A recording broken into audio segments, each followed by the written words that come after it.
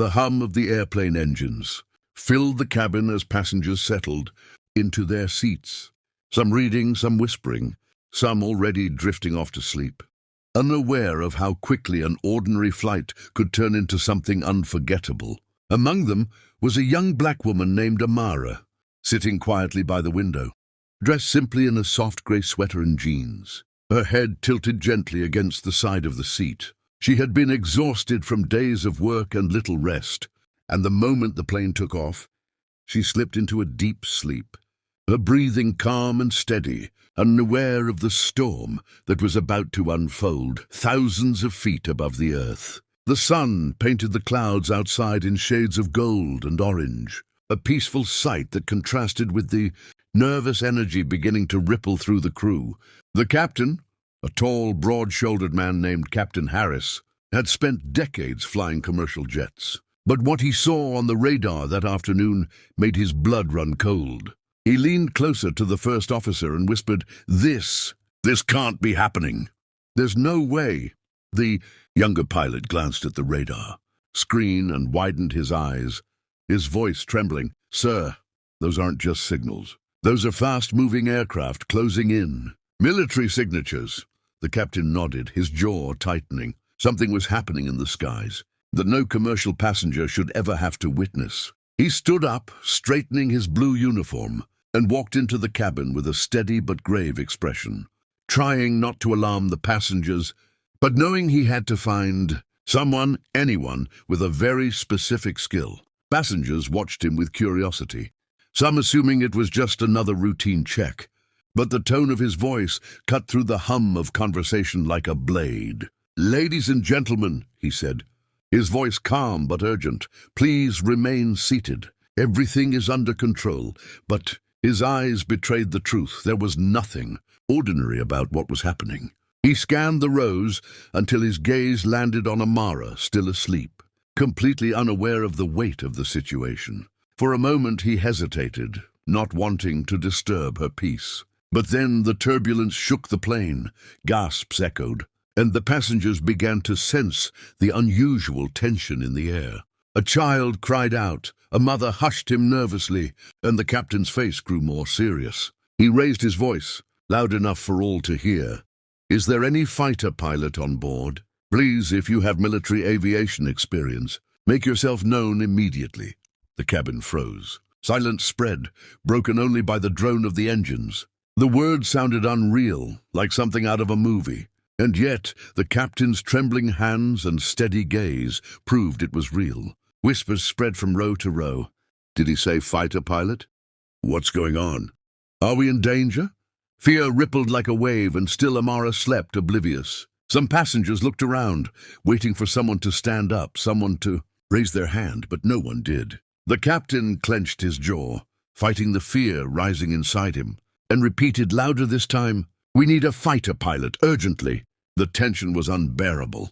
Somewhere outside those windows, beyond the soft glow of clouds, danger was closing in, and every second wasted put them all at greater risk. A man in the back stood up halfway, then sat down again, shaking his head. Another passenger muttered nervously, "Why would a fighter pilot even be on a commercial plane?"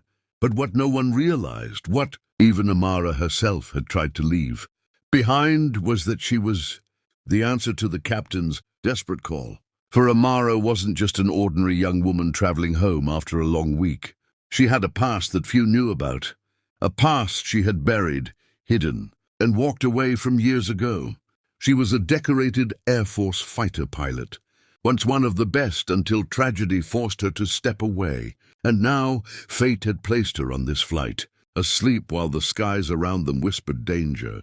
The captain glanced at her again, wondering if waking her would make any difference, not knowing the truth she carried within her. The plane rattled again, a sudden jolt that made drinks spill and passengers gasp.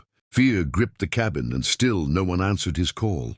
He turned, frustration and desperation flashing across his face. Somewhere, somehow, the help he needed had to come. The passengers leaned forward, every eye wide with fear and anticipation, and the camera of this story shifts closer to Amara's peaceful face, her head still resting against the seat, her hand curled loosely against her lap, unaware that in mere moments she would be forced to wake into the nightmare of the skies. And just as the captain prepared to make the announcement again, the first officer's voice came through the intercom, trembling. "Captain, they're here. The radar confirms. Unidentified fighter jets at our altitude." Gasps filled the cabin. The passengers froze, every heartbeat pounding like thunder in their ears. Fear had taken its seat among them, but hope was still sleeping. And this was only the beginning. Dear viewers, if this story has already pulled you into its grip, if you feel the tension and the suspense building in your chest, make sure you don't miss what comes next. Hit that like button, subscribe to the channel, and turn on the notification bell, because what happens when Amara wakes up will change everything. This flight is no longer ordinary, and neither is this story. Stay with us for Chapter 2, because the skies are about to ignite. The cabin of the airplane trembled, as if the skies themselves had grown restless, and the frightened whispers of passengers turned into a chorus of panic. Captain Harris stood firmly in the aisle, though the worry on his face betrayed the calmness of his words, his voice carrying a weight no passenger wanted to hear. "Unidentified fighter jets are approaching our position," gasps swept through the rows. A woman clutched her child closer, and a man in the back muttered a prayer under his breath, while Amara, the young black woman asleep by the window, finally stirred as the tension around her grew too heavy to ignore. Her eyelids fluttered open, and confusion crossed her face as she glanced at the sea of anxious expressions surrounding her, the captain's tense stance, and the ominous silence of a cabin filled with unasked questions. She blinked, trying to piece together what was happening, but before she could fully awaken to reality, the captain's desperate voice rang out again, louder, sharper, echoing through the pressurized air. "Please, if anyone on board has fighter pilot experience, we need you now." At first, Amara thought she was dreaming, because why would a commercial airline captain ever make such a request? But then the fear in his eyes, the trembling urgency in his voice told her this was no dream. She sat upright, her heart thundering in her chest. Memories she had buried long ago rising to the surface, the roar of engines, the pull of G-forces, the weight of a helmet pressing against her brow, and the sight of the skies when she once soared among them, fearless and unstoppable. She had left that world behind, but now fate was dragging her back into it. Slowly, cautiously, she raised her hand, her voice firm yet reluctant. "Captain, I might be able to help." The entire cabin turned toward her, eyes wide with disbelief, relief, and hope, as if she had just spoken the impossible. The captain hurried toward her, his voice trembling. "You? What kind of experience?" She took a deep breath, every nerve in her body shaking as she revealed the truth she had hidden for years. "I'm a former Air Force fighter pilot. Call sign Viper. I left after my last mission. But I know what I'm doing." The silence that followed was electric, broken only by the sharp intake of breath from the passengers around her. The captain's eyes widened, a spark of hope flickering in the darkness of his fear. "Then you're exactly who we need right now." Before she could respond, the plane jolted again, harder this time, drink spilling, luggage rattling in overhead bins. The passengers screamed, some clinging to armrests, some praying, some frozen in terror.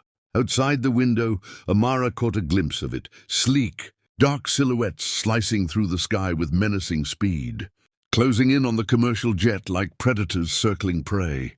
Her heart clenched, but her training took over, her instincts sharper than fear itself. She turned to the captain, her voice steady. Now, filled with authority she thought she had left behind.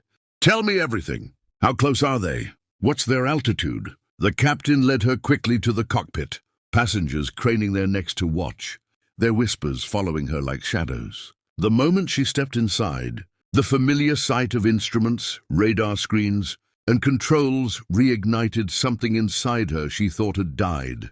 She scanned the radar, her sharp eyes immediately identifying the approaching bogies. They're fast, too fast. Whoever they are, they're not just flying close.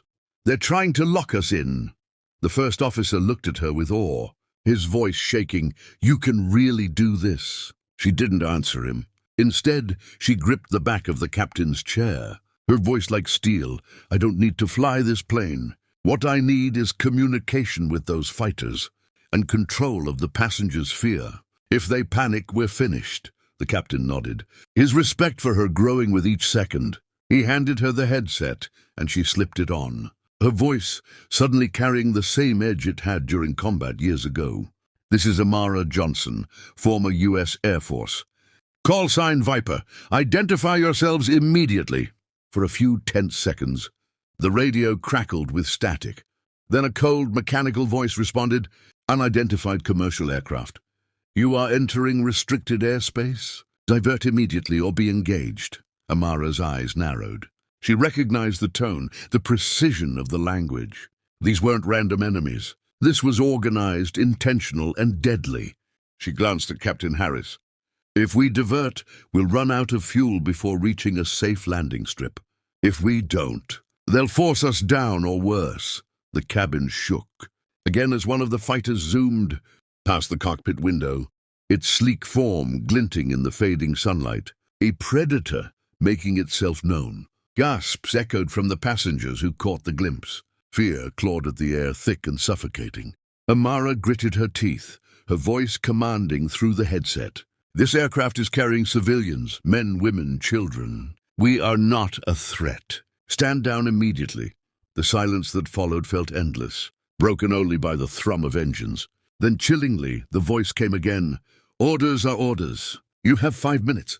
Her blood ran cold. Whoever was behind this had no intention of negotiation. She turned to the captain, her mind racing, calculating every possibility.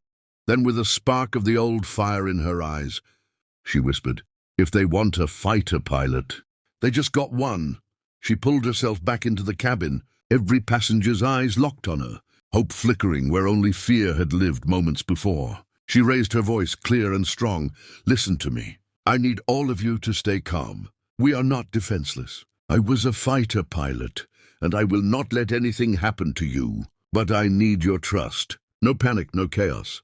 Just trust me." Murmurs swept through the crowd, disbelief mixing with awe, but slowly heads nodded. Hands gripped armrests tighter, and hearts steadied just enough. She returned to the cockpit, gripping the controls of the radio and scanning the systems with a precision that astonished the first officer. The clock was ticking. Outside, the fighters tightened their formation, their presence pressing down like a storm about to break.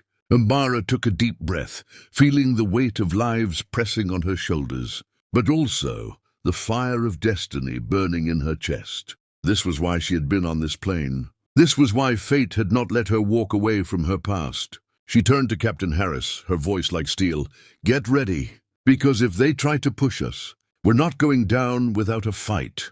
The passengers leaned forward, tension gripping every soul on board, as the story hurtled toward its climax. And dear viewers, if your heart is pounding, if you can feel the weight of every second as Amara prepares to face the skies once more, don't look away now. Hit that like button, subscribe to the channel, and turn on notifications, because what comes next will leave you breathless. This isn't just a story about a flight.